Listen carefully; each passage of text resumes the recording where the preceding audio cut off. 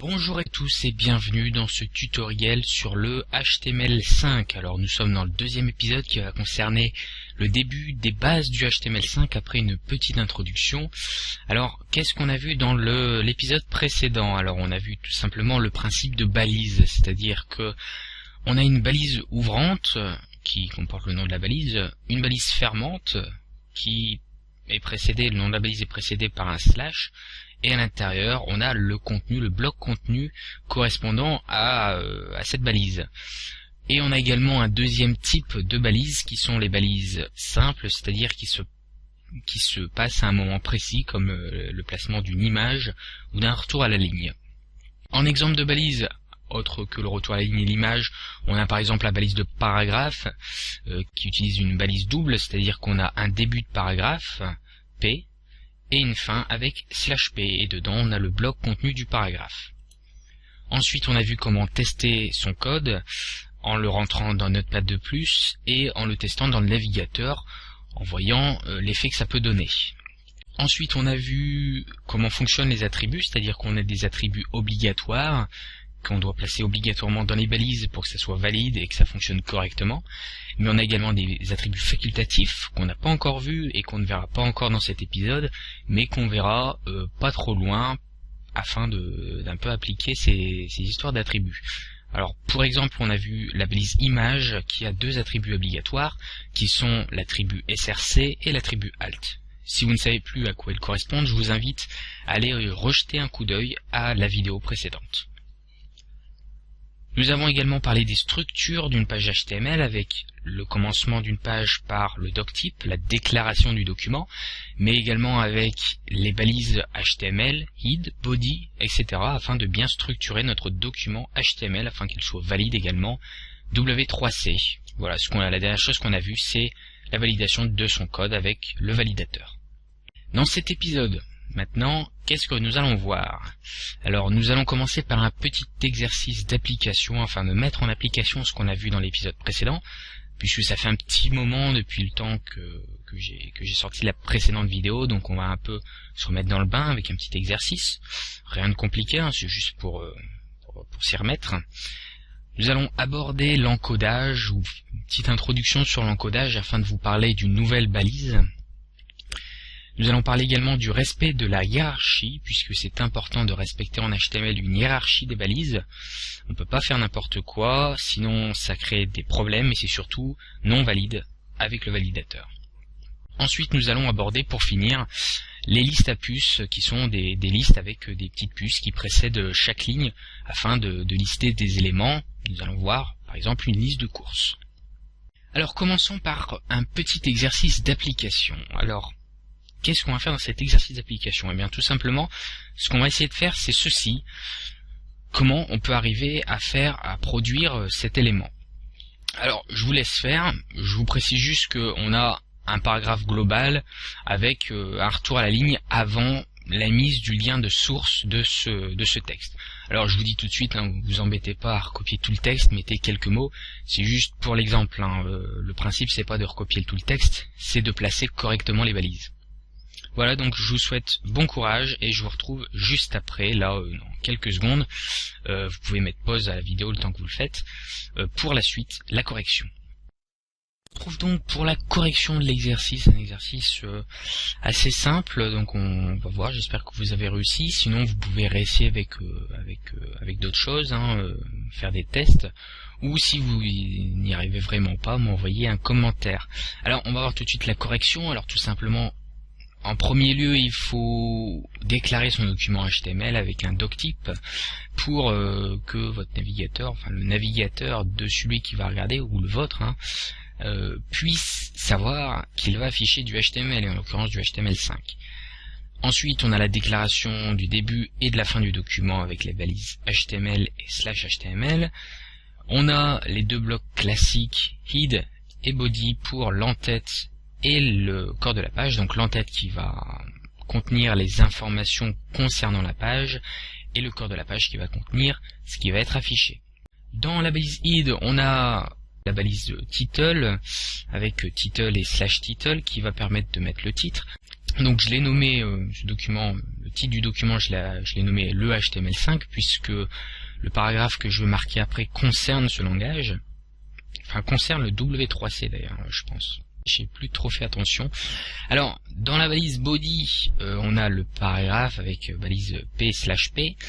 Dedans, on a notre paragraphe qui concerne bien le HTML et non le W3C, j'ai lu un peu trop vite.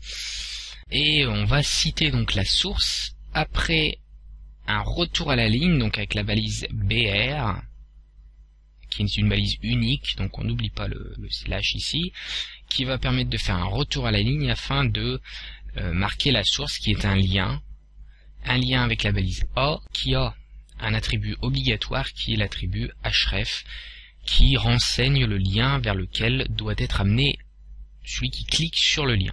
Et entre les balises A et /A, on met le texte qui est cliquable, Wikipédia en l'occurrence. Voilà, donc ça c'est la correction de l'exercice.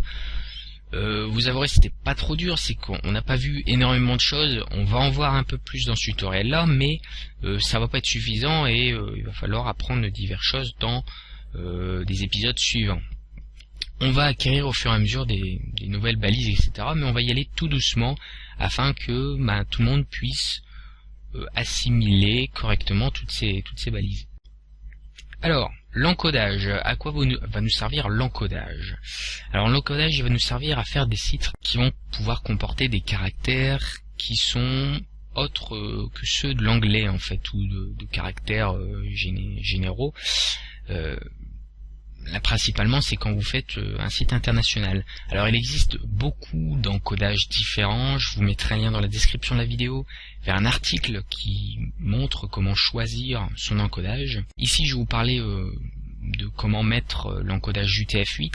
C'est pas spécialement pour mettre l'encodage, mais plus pour vous montrer la balise méta qu'on réutilisera dans un prochain épisode pour d'autres choses. Donc, une balise méta qu'on va mettre dans l'entête du document, puisque ça concerne les informations du document et c'est pas visible, qui a un attribut qui est char7 et qui a pour valeur l'encodage, donc UTF-8. Il y a des encodages qui existent qui sont ISO également, donc encore une fois je vous invite à aller voir l'article qui sera dans la description de la vidéo. Alors si on teste ce code là, ça va nous donner ceci. Alors les accents ne sont pas affichés. Alors pourquoi? Tout simplement puisque votre éditeur de texte, en l'occurrence là je pars du principe que vous êtes sur Notepad+, il faut qu'il encode votre fichier en lui-même, pas le document HTML, ça se passe pas dans le code est bon. C'est le fichier qui doit être encodé en UTF-8. Donc pour ça, vous allez dans le menu encodage de Notepad++, vous cliquez sur convertir en UTF-8 sans BOM, et une fois que vous retesterez, les accents seront bien apparents. Voilà pour ce qui est de l'encodage. Alors c'était juste une petite introduction, c'était juste pour vous parler de la balise méta, vous dire que il y a une balise encore qu'on peut mettre dans id et qu'on va utiliser avec d'autres attributs alternatifs par rapport à char7. On verra tout ça en temps voulu. Voilà, je vais pas compliquer ça maintenant. On va passer donc au respect de la hiérarchie, puisque en HTML on peut pas faire n'importe quoi, c'est-à-dire qu'on a un système un peu de bloc, c'est-à-dire que ici on a un début de paragraphe et une fin de paragraphe, dedans on a un paragraphe complet. Alors un lien, il peut pas être comme ça. Ça c'est un exemple d'erreur, c'est-à-dire qu'un lien il peut pas chevaucher le paragraphe, être en même temps à l'intérieur et en même temps à l'extérieur. Il faut qu'il soit ou dedans ou à l'extérieur, mais pas les deux à la fois. Donc ça c'est incorrect. La bonne solution est de faire ceci, c'est-à-dire que on ferme la balise /A qui était ouverte en dernier avant de fermer le /P. Voilà. Alors pourquoi je vous parle de la hiérarchie? Tout simplement puisque nous allons voir le principe de liste à puces, et les listes à puces ont besoin d'une hiérarchie particulière puisque on a un début, une fin, mais on a aussi des lignes qui représentent des éléments de cette liste. On va donc voir ces listes à puces avec un résultat voulu qui va être une simple liste de courses qui comporte divers éléments, baguettes, eau, biscuits, les 0%, confiture de pommes et patates surgelées. Vous saluerez mon imagination. Alors, comment on va faire ça? En HTML, ça va donner ma liste de courses, comme ça, telle quelle, qu'on peut mettre également dans un paragraphe, hein, bien sûr. Tout ça peut être englobé dans un paragraphe. Dedans, on a deux balises, enfin une balise avec une ouverture, une fermeture, UL/UL, qui va représenter le début et la fin de la liste, comme un début, fin de paragraphe. UL, c'est pour une liste à puces. Dedans, nous avons des balises LI, qui représentent à chaque fois une ligne. LI comme ligne, c'est tout simple, c'est intuitif. Il faut juste retenir UL, LI. Et pour chaque ligne qu'on veut mettre, on va mettre une balise ouvrante LI et une balise fermante LI. Nous, on a 6 lignes, donc on met 6 fois ça. Et il reste plus qu'à rentrer les données à l'intérieur des balises. Notre liste à puces est terminée, je peux vous assurer qu'elle fera correctement ce qu'on a voulu. Voilà, sur ce se finit ce tutoriel. Alors je vous invite à tester là sur les listes à puces, à mettre des liens sur des éléments de la liste. C'est possible, et en respectant les hiérarchies. N'oubliez pas d'utiliser le validateur de W3C afin d'être sûr que votre code est correct. Si vous avez des choses à me montrer pour que je vous dise si c'est bon, si c'est pas bon, si vous avez un doute, que le validateur vous dit que c'est pas bon, vous savez pas pourquoi, envoyez-vous un commentaire ou un message privé en montrant votre code.